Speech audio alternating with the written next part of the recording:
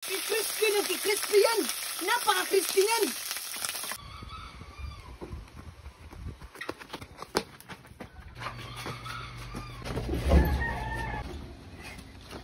Ngayong araw, magpiprito tayo ng pinakamalamig na ice sa buong mundo. Hindi nyo ba alam kung mapiprito natin to, ito'y napaka-crunchy at napaka-kagubkob. At sa buong mundo, wala pang nakakagawa nito. Ako lang. Hindi na natin patatagalin pa. Let's go! Maghahanda ako ng kalan. At pagkatapos, kalahat.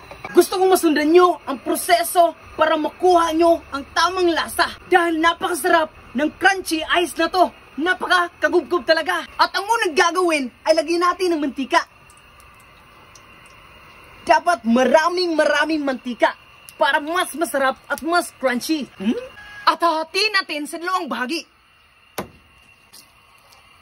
Let's go!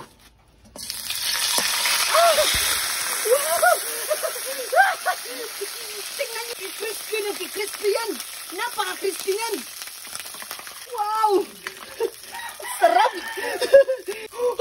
Wow! Lakasan kunti para mas lalong lumami. At dapat takpan natin ng 5 oras. Mga 5 hours pa para maluto. Luto na! Napaka-crispy nito. Tingnan nyo guna, oh. Yan, oh. Grabing ka-crispy niyan. Baka may mangayo dito. Iikyas tayo.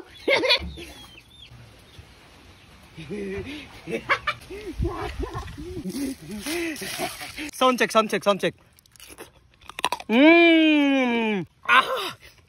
Ang lami talaga.